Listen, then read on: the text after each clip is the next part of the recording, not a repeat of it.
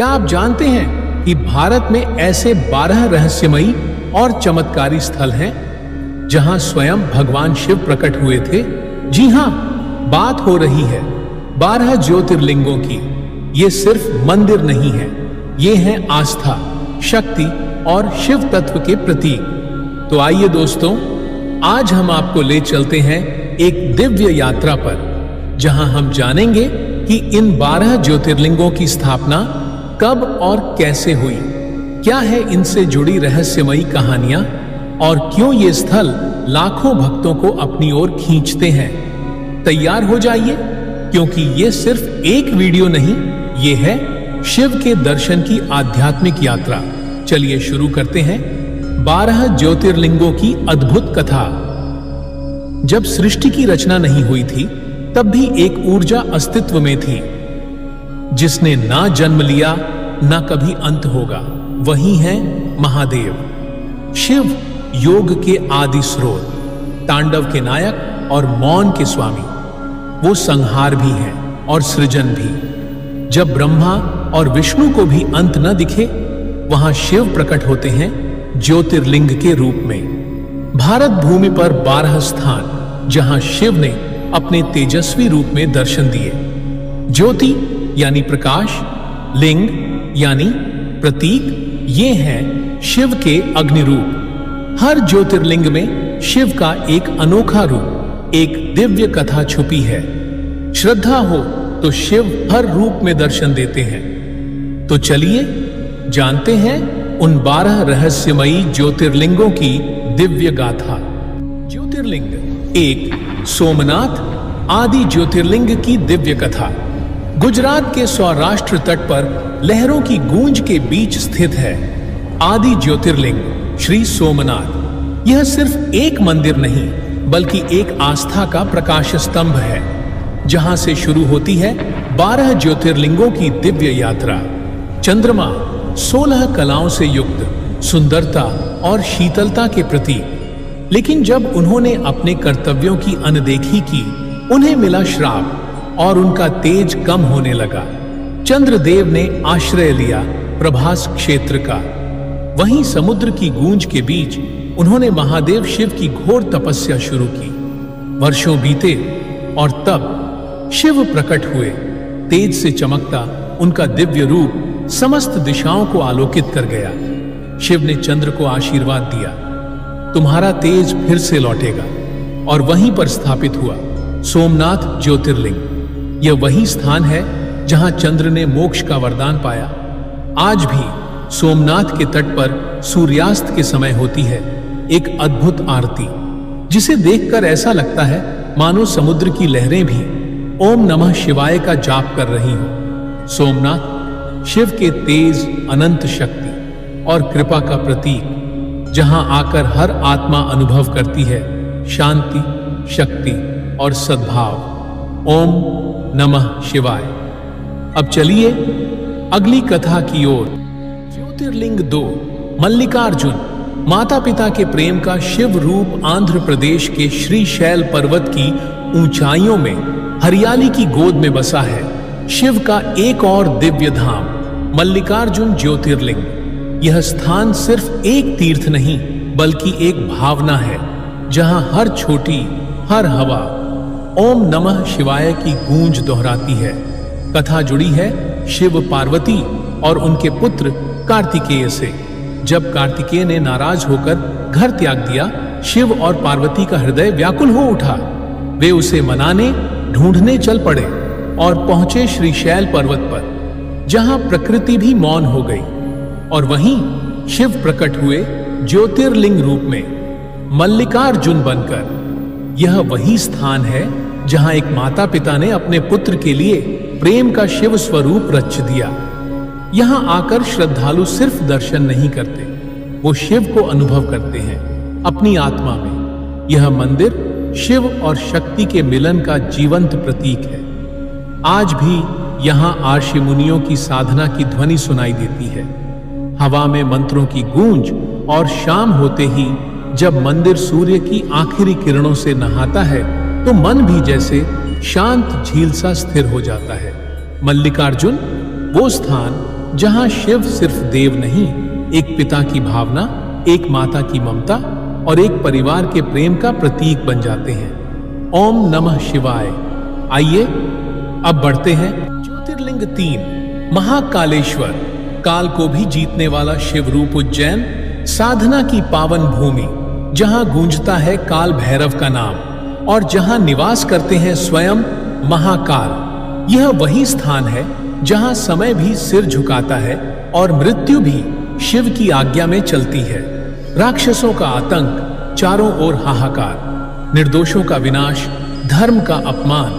तब शहर के ब्राह्मणों ने शिव का आह्वान किया, हे नाथ रक्षा कीजिए। और तभी धरती फटी, दिशाएं कांपी, प्रकट हुए स्वयं महाकाल, काल के भी काल, संहार के देव, शिव के रौद्रतम स्वरूप में। महाकाल ने राक्षसों का विनाश किया। उनके क्रोध से काल भी भयभीत हो उठा और जब युद्ध समाप्त हुआ, शिव ने अपने तेज को वहीं स्थापित किया। बना महाकालेश्वर ज्योतिर्लिंग। यही वो स्थान है जहां होती है विश्व प्रसिद्ध भस्म आरती, जो मृत्यु को भी मोक्ष का वरदान देती है। यहां शिव का वह स्वरूप है जो मृत्यु से नहीं डराता, बल्कि मृत्यु को मुक्ति का द्वार बना देता है। महाकालेश्वर, जहां आत्मा को मिलता है आश्रय और मृत्यु के पार भी शिव का संरक्षण बना रहता है। ओम नमः शिवाय। अब चलिए अगली कथा की ओर। ज्योतिर्लिंग 4, ओंकारेश्वर, जहां ओम स्वयं शिव रूप में विराजमान है। मध्य प्रदेश की नर्मदा नदी, जिसकी लहरों में बहती है श्रद्धा, शांति और शक्ति, उसी की गोद में बसा है एक पवित्र द्वीप ओंकारेश्वर, जो स्वयं ओम ओंकार के आकार में दिखाई देता है। यह कोई संयोग नहीं, यह वही ओम है जिससे ब्रह्मांड की पहली ध्वनि निकली और जिस ध्वनि में स्वयं शिव समाहित हैं।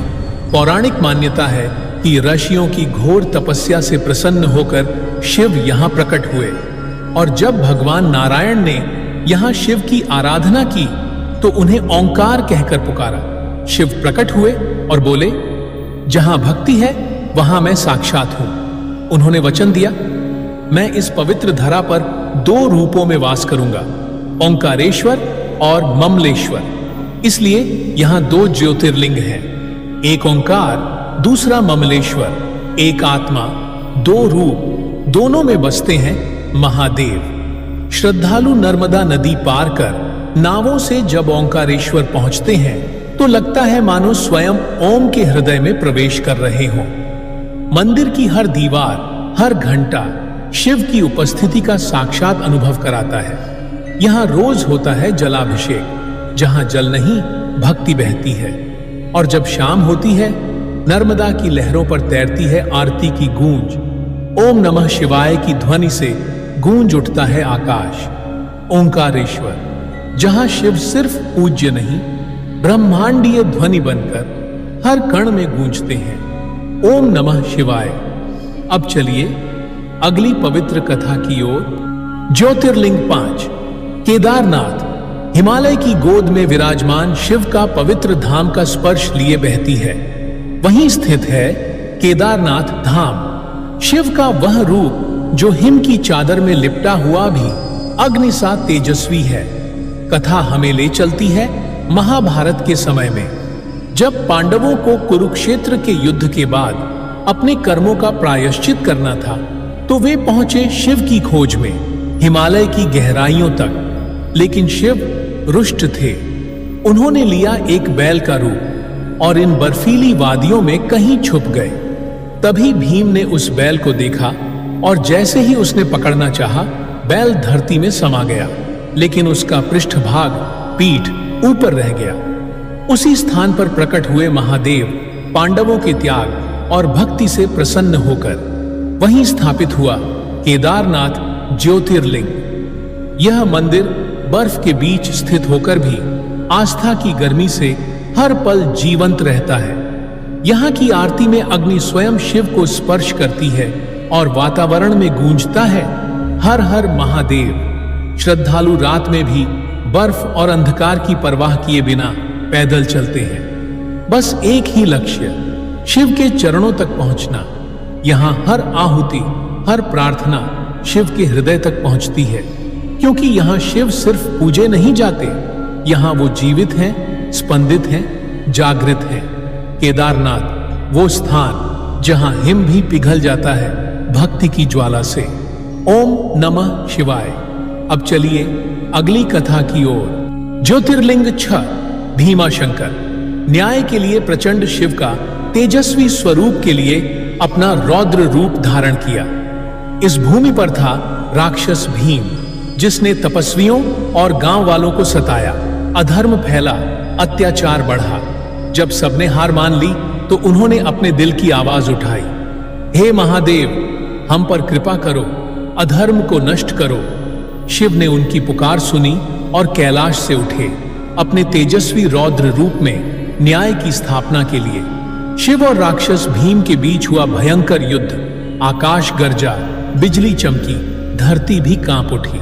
अंततः शिव ने भीम का विनाश किया, अधर्म को खत्म किया और धर्म की फिर से स्थापना की। इस महान विजय के स्थान पर शिव ने स्वयं को ज्योतिर्लिंग रूप में स्थापित किया, जिसे कहते हैं भीमाशंकर। यहाँ की आरती में सुनाई देती है वनों की शांति और शिव की प्रचंड शक्ति की मधुर गूंज। एक ऐसा संगम जो मन को शांति और शक्ति दोनों प्रदान करता है। भीमाशंकर, जहां शिव का तेज, करुणा और क्रोध एक साथ विराजमान है। ओम नमः शिवाय। अब बढ़ते हैं अगली कथा की ओर। ज्योतिर्लिंग 7 काशी विश्वनाथ। जीवन और मृत्यु का दिव्य संगम। काशी वो पावन नगरी जहां जीवन और मृत्यु साथ साथ सांस लेते हैं और जहां विराजमान है काशी विश्वनाथ ज्योतिर्लिंग। मान्यता है कि यहाँ की रक्षा स्वयं शिव करते हैं।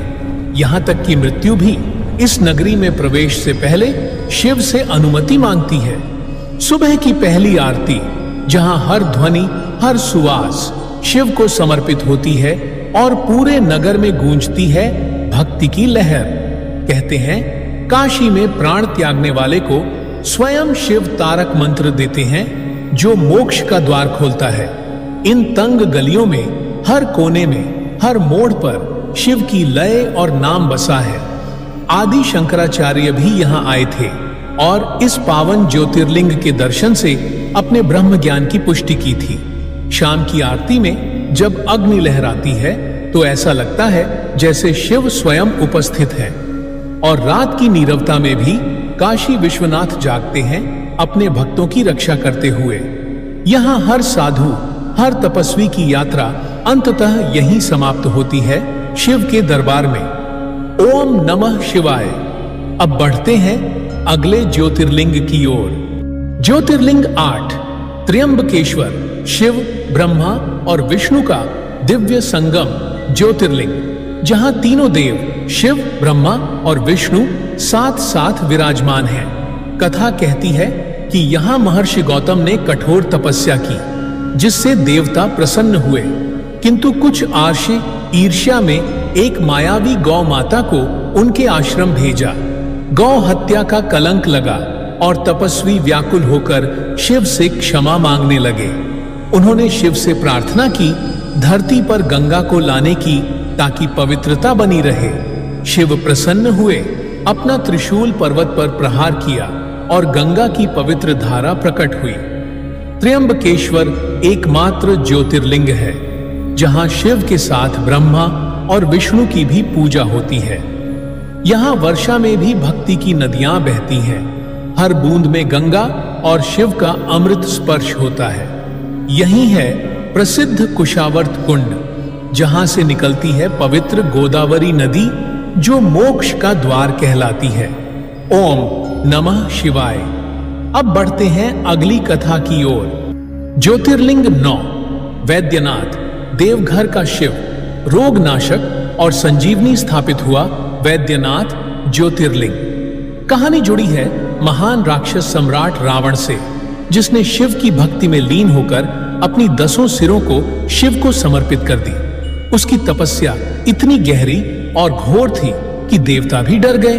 तभी शिव प्रकट हुए, उसके बलिदान को स्वीकार किया और दिया एक शिवलिंग, वरदान स्वरूप। शिव ने कहा, जहां यह शिवलिंग एक बार रखा जाएगा वहां स्थिर हो जाएगा। लेकिन रावण की यात्रा में आई कठिन परीक्षा। देवताओं की योजना से विष्णु ने ग्वाले का रूप धारण किया और छल से रावण को शिवलिंग धरती पर रखने पर मजबूर किया।